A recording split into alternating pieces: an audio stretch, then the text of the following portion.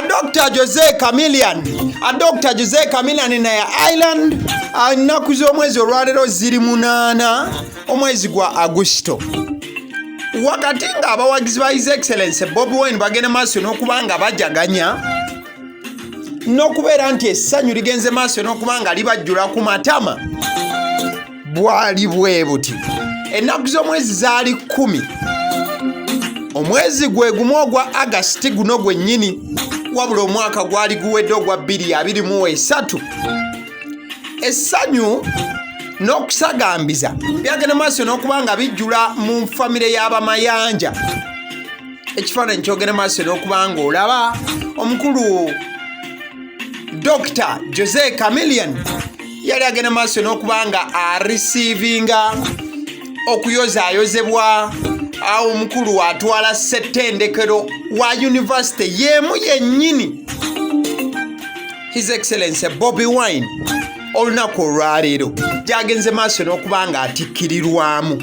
So olunaku olwaleero kansooke nkuzeko wa Dr. Jose Chameleon.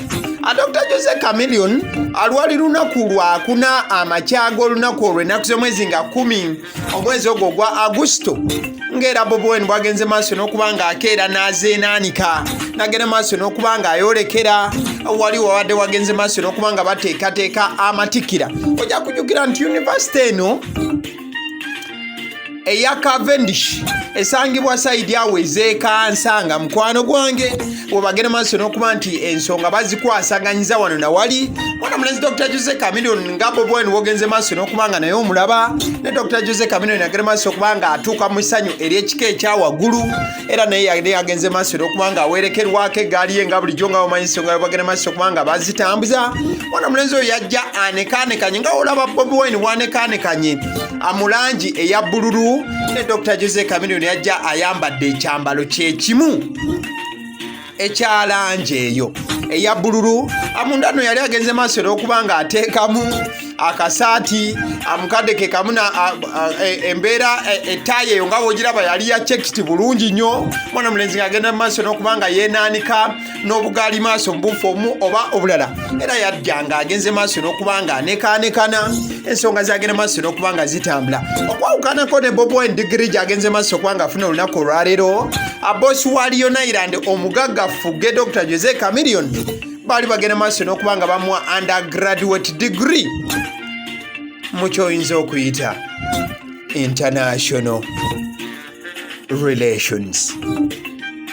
Mu buufu obufaananako bwe butyo bayinzawo okujjukizaako era ku mukolo gwo Dr. Jose Chameleon gwe yaliko nga bagenda maaso okuba nga bamuwa digiri. Yakujjukira nti minisita wa science ne technology Honorable Dr. Monica Musenera ebiseera ebyo yagenda maaso n'okuba nga abeerawo, wabula olunaku olwaleero Bobi Wine wabadde agenda maaso n'okuba nga naye akikwasaganya. Ate minisita wa ethics and integrity omukulu Balaam Bargahari yagenze maaso n'okuba nga abeerawo. Yagadde kukubira kifaananyi kyali kitya nga Chameleon bagenda maaso okuba nga bamuwa digiri mu yunivasite y'emu, His Excellency Bobi Wine. Mwagenze maaso n'okuba nti yaweebwa naye olunaku olwaleero nga bwagenze maaso n'okuba nti olaba enteekateeka mu buufu omu oba obulala, era kifaananyi kiri kye mulabe Bobi Wine ng'ali ne bayizi banne bwe bagenze maaso n'okuba nga batikirwa, n'ekya Chameleon ngenze maaso okuba nga nkikunokolekerayo nkulage. Ate ye Chameleon yali anekedde atya bw'atyo bwe yali ne bayizi banne nga bagenda maaso okuba nga bamutikira wano na wali, era ensonga zagenda maaso n'okuba nga zitambula bulungi nnyo nnyini ddala. So mbufu obufaananako bwe butyo abawagizi ba Chameleon olwaleero badde bagamba kyemukoze naffe twakikolako mukakane, ate era ku yunivasite y'emu mbo.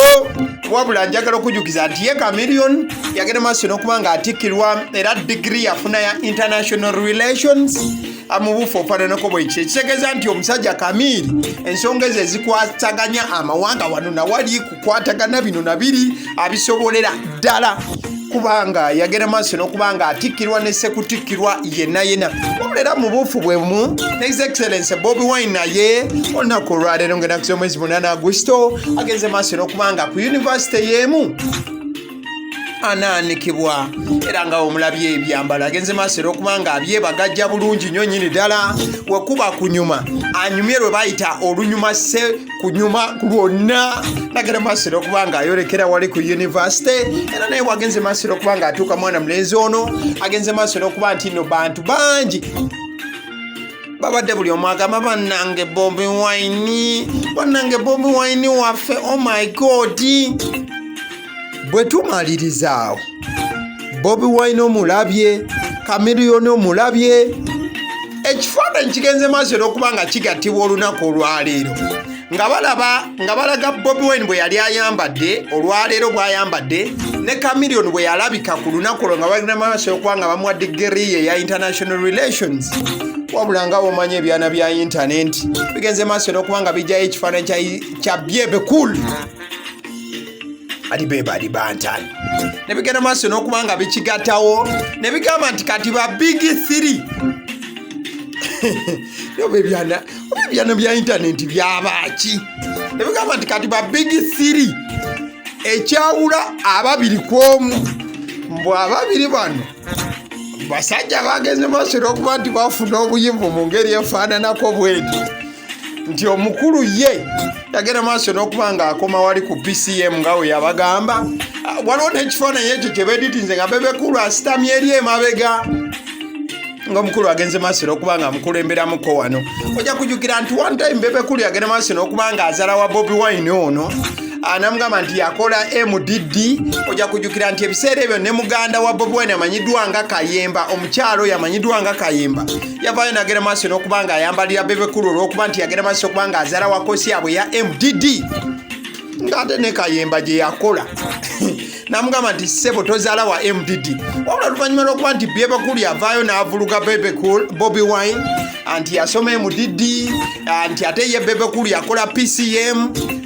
Bobi Wine kyadda kyagenze maaso okuba nga omusajja amukubako kati Bobi Wine Chameleon bali ku levo yemu bonna basajja balina zidigiri zaabwe.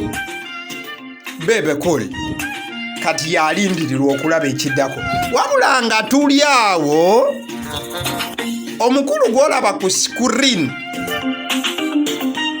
bamuyita lawyer Mabirizi era nga yeyita East Africa top most legal personnel mu bufu obufaananako bwe butyo. Omukulu ono yagenze maaso n'okugamba nti when a private university Cavendish Uganda purports to graduate Chameleon in 2023 and Kyagulanyi in 2024 unless answer sheets of these are seen, this could be a marketing strategy orchestrated by putting them on lists just to dupe the public. As National Council of Higher Education Uganda looks on.